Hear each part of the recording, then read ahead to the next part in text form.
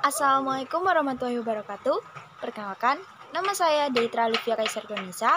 Saya dari Prodi Penyuluhan Pertanian Berkelanjutan 1B. Pada kesempatan kali ini, saya akan menjelaskan penerapan prioritas program. Analisis SWOT. Analisis SWOT adalah metode analisis perencanaan strategis yang digunakan untuk memonitor dan mengevaluasi lingkungan perusahaan, baik lingkungan eksternal dan internal, untuk suatu tujuan bisnis tertentu. Metode analisis ini bertujuan untuk menggambarkan situasi atau kondisi yang sedang dihadapi dan bukan merupakan alat analisis yang dapat memberikan solusi terhadap masalah yang tengah dihadapi.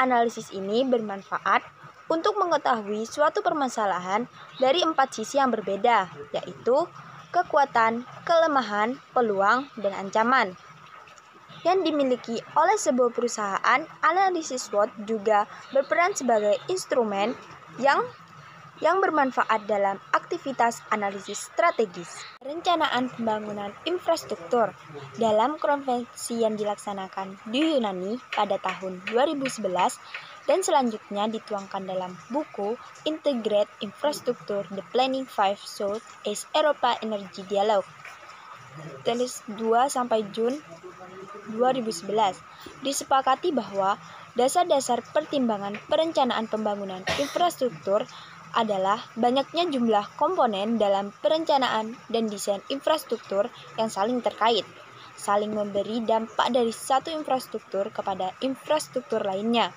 Pendekatan keterpaduan diperlukan untuk keberhasilan pemberian pelayanan akan infrastruktur.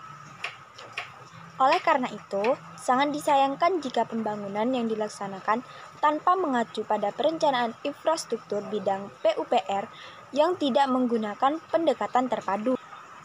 Kunci utama dalam menyusun rencana terpadu adalah berbasis pada wilayah atau kawasan. Wilayah atau kawasan yang dimaksud merupakan lokasi di mana infrastruktur bidang PUPR akan direncanakan dan dibangun.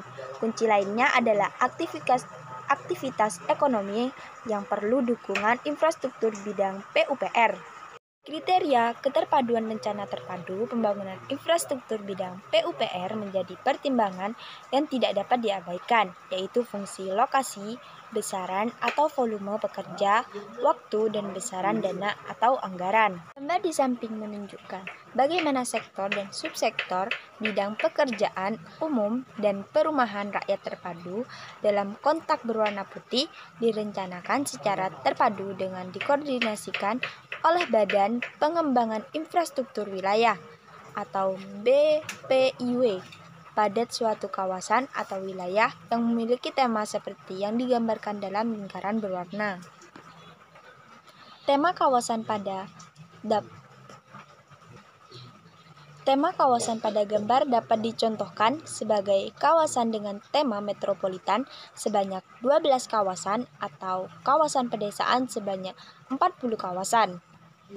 Rencana pengembangan kawasan melalui perencanaan pembangunan infrastruktur kawasan sepenuhnya mempertimbangkan tema kawasan.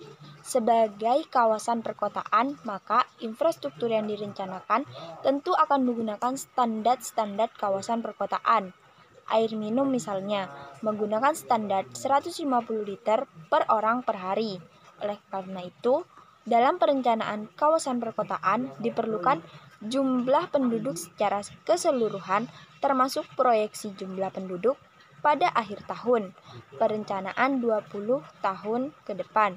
Sedangkan pada kawasan industri standar, kebutuhan air dan air bersih sangat tergantung pada jenis industri. Permintaan secara formal akan air bersih akan disampaikan pada investor atau pengelolaan kawasan industri yang pasti kebutuhan air akan air bersih lebih besar daripada kebutuhan domestik atau rumah tangga pada kawasan pemukiman atau perkotaan. Atau pembagian urusan. Lampiran Undang-Undang Republik Indonesia Nomor 25 Tahun 2014 tentang Pemerintah Daerah Butir. Pembagian urusan pemerintah bidang pekerjaan umum dan penata ruang.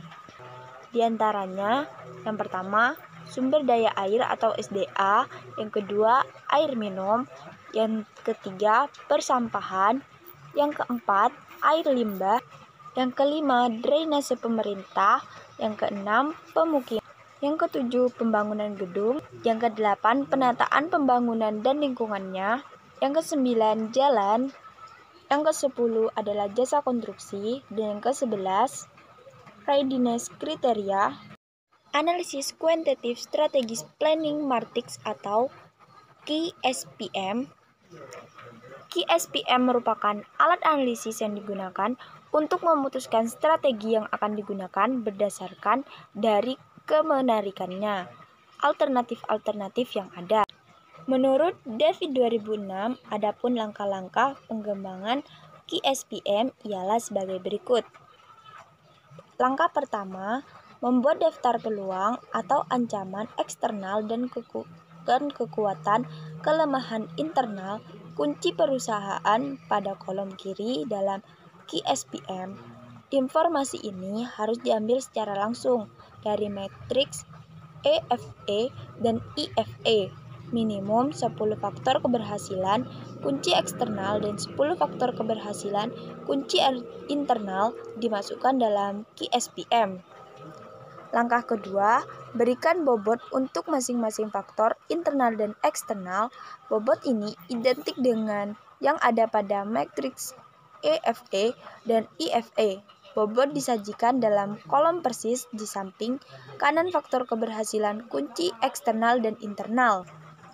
Langkah ketiga ialah evaluasi metrik tahap pencocokan dan identifikasi alternatif strategi yang harus dipertimbangkan organisasi untuk diimplementasikan.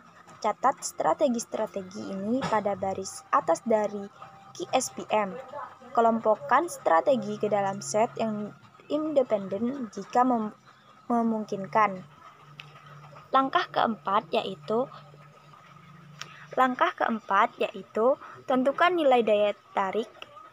Didefinisikan sebagai angka yang mengidentifikasi daya tarik relatif dari masing-masing strategi dalam set alternatif tertentu. Nilai dari daya tarik ditentukan dengan mengevaluasi masing-masing faktor internal atau eksternal kunci satu pada suatu saat tertentu dan mengajukan pertanyaan. Apakah faktor ini mempengaruhi pilihan strategi yang dibuat? Jika jawabannya iya, maka strategi tersebut harus dibandingkan secara relatif terhadap faktor kunci tersebut. Kelima, hitung total nilai daya tarik.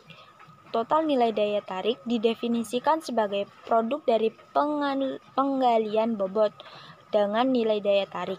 Dalam masing-masing baris, total nilai daya tarik mengidentifikasikan daya tarik relatif dari masing-masing alternatif strategi dengan hanya mempertimbangkan pengaruh faktor keberhasilan kunci internal dan eksternal yang terdekat. Semakin tinggi total nilai daya tarik, semakin menarik alternatif strategi tersebut. Langkah keenam yaitu hitung penjumlahan total nilai daya tarik, tambahkan total nilai daya tarik dalam masing-masing kolom strategi KSPM. Penjumlahan total nilai daya tarik STAS mengungkapkan strategi mana yang paling menarik dan setiap set alternatif. Nilai yang lebih tinggi mengidentifikasikan strategi yang lebih menarik, mempertimbangkan semua faktor internal dan eksternal. Analisis cluster, yaitu metode analisis cluster adalah metode pengelompokan wilayah berdasarkan karakteristik yang sama dari sejumlah kriteria. Jenis skala data yang dapat dipergunakan adalah interval dan rasio. Metode ini dapat pengelompokan sejumlah besar wilayah dan dengan data atau indikator yang jumlah besar.